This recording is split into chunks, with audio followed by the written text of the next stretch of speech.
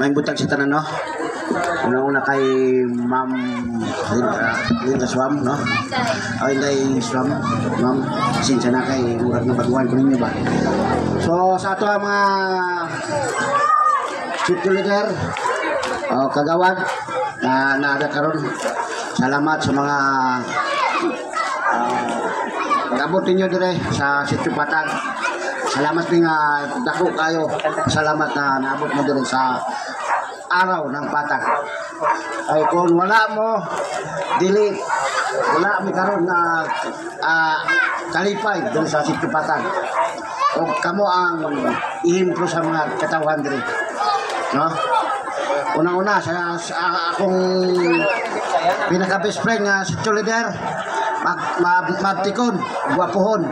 Salamat kayo. Hindi na magpa-picture. Walay, puasa nga pagpulaw sa mga tulog kagabi. Grabing suporta niya. Kapwa, wala ko'y mahimo, Sitio leader, kung wala ka sa tibok na kung kinabuhi. Labi na sa mga bisita, no? Salamat sa mga kooperasyon ninyo. Ang kalinaw sa Sitio Patag.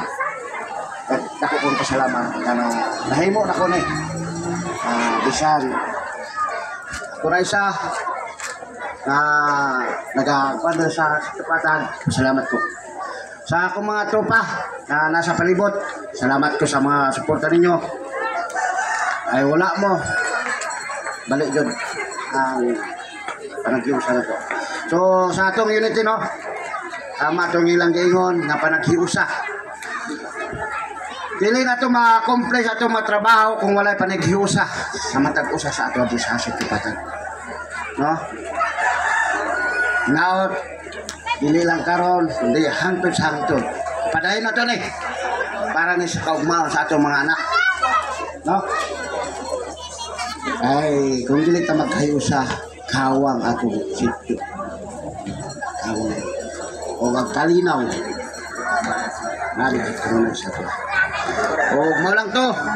Dili ako tason kay na